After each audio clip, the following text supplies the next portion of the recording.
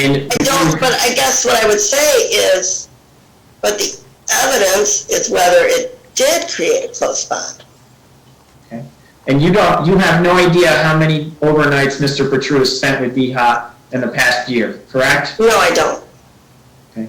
And I do know that, I do know that she doesn't have a close bond with her. Yeah. I'm sorry?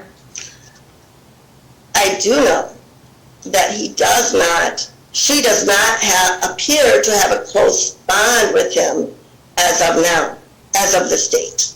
And you're basing that off of only 3 sessions with VHA?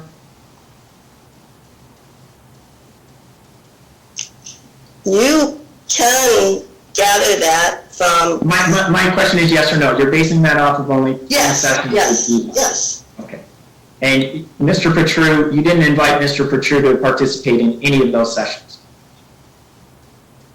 No, I didn't. Okay. So you're basing that assessment off only the information that you received from a 6-year-old? That seems like, I don't want to be... That is the person involved. What I'm basing, what the question is, how comfortable she is with Mr. Petru. She is the best person to answer that, Okay. regardless of how old she is. You're basing that off only your interview of the 6-year-old, correct? Yes. Okay. Did you interview Mr. Petru's wife? No, I did not. Did you interview Miss Shaba's husband? No, I did not. Did you interview anyone else who participates in the care for VHA? No, I did not.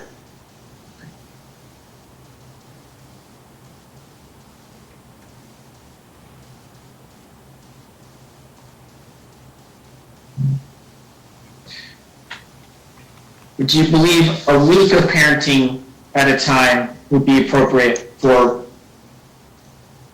Mr. Petru and VHA? I believe that's what I said in the letter, except with the caveat, which I have explained several times, that these decisions need to be based on what the child is showing you. So if the child should we immediately say, oh, the child is crying or the child is distressed, oh, we'll send her back. No, of course not. But as adults, looking at the child, those decisions should be based on that. So if a child is there for a week, that's the idea, she's supposed to be there for a week.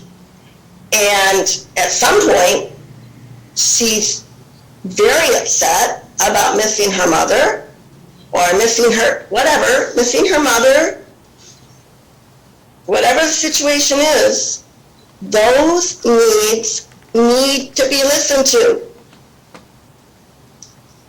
Does that make sense to you? I guess I'm not supposed to say that, but...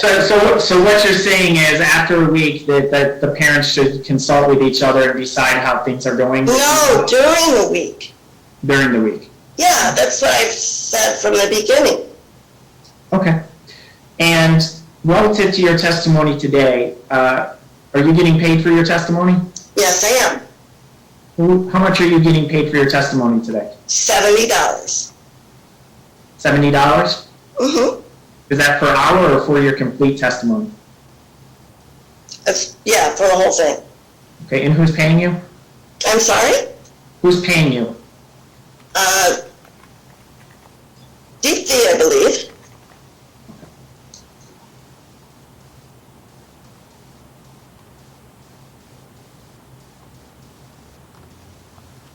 Do you have any other sessions currently scheduled with VHA? No.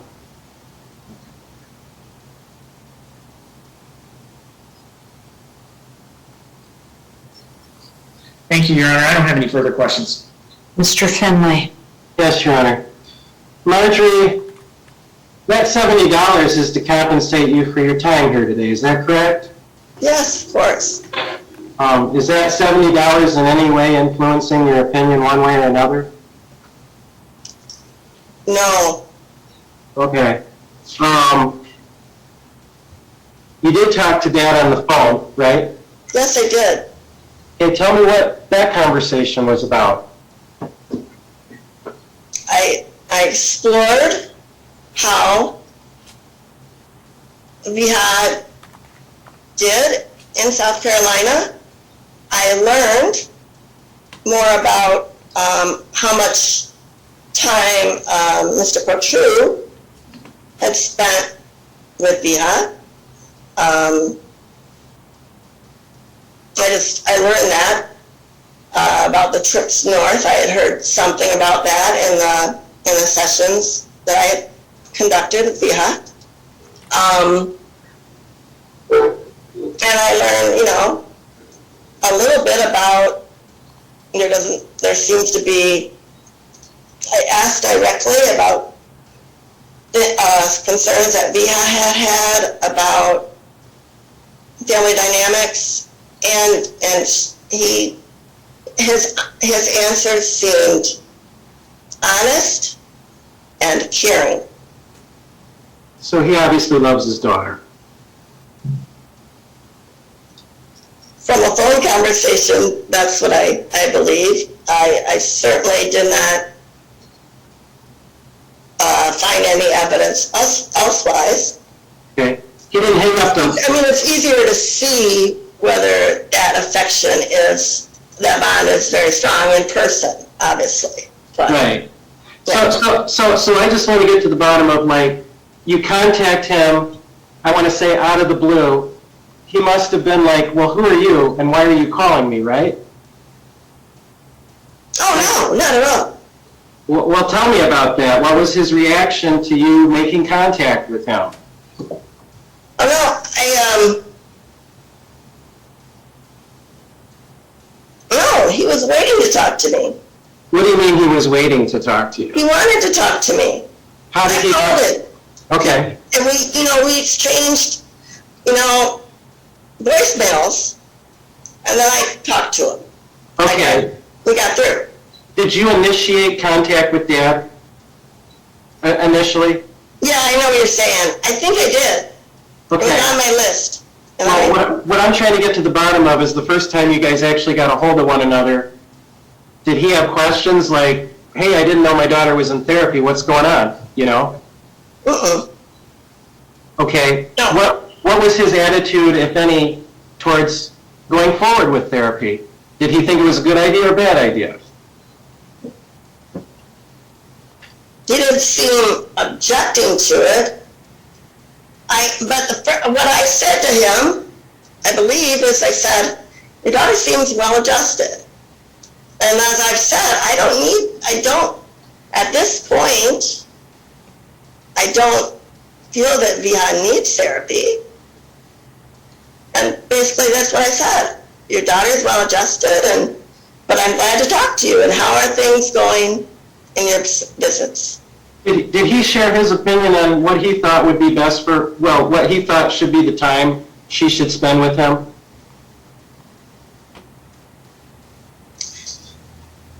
He more or less told me what the time was. 1 week, a month. And I don't think I engaged him on what he thought it should be. Okay, but you did find out, you may not recall the exact amount of days or where the parenting time took place, but that was part of your discussion with Dad at the time. Yeah. Okay. What was the purpose of that call to Dad? As part of my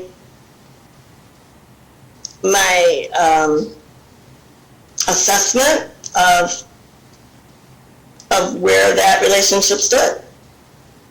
Did you share that? Did you share your thoughts with Dad about that? I think so. Okay. What was his reaction? It seemed to end on a positive note. I gave him some advice. I said, as I've done in the letter, I gave him advice about there needs to be one name for behest stepfather and one name for behest biological father, and he explained that has come to that has come to an understanding, and as I urged deeply to abide by that always, The mother. Yes, both of them. Right. And what, so I guess that would be my next line of questioning. You testified that you spent roughly 10 to 15 minutes with, 15 to 20 minutes with, I believe, Dad on the phone, and then 30 minutes with Mom, correct? Yeah. Okay, and in that 30 minutes with Mom, at some point, you said, look, here's my suggestions of how it can go smoother for the daughter, and one of the issues that came up was her confusion about how to address stepfather and the realization that she has a biological father in her life. Yeah. Right? Yes. Right? For her benefit. Yeah. Yes. And Mom's reaction to that was what? Adverse, positive, what? Her reaction was, yes. Yeah, I understand that I need to do that. Okay. And what about gifts from Dad? Do you know anything about that? Yes. Trying to recall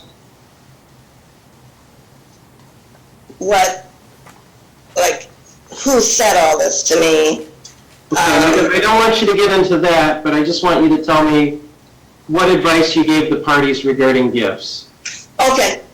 I just said, don't make any remarks about the gifts, welcome them, say thank you, allow the child to play with them, just whether or not there's, if there's an issue with the quantity of gifts, or the quality of gifts, or the type of gifts, that should be discussed between the parents. Okay. Has Mother ever expressed to you a problem with the current parenting time as you understood it from Dad? Yeah, I'm going to object. That calls for hearsay from Mom. Well, you can't say the words, but you can answer just yes or no. What is the question? Did Mom ever express to you that she had a problem with Dad's current parenting time as you understood it from your communications with Dad?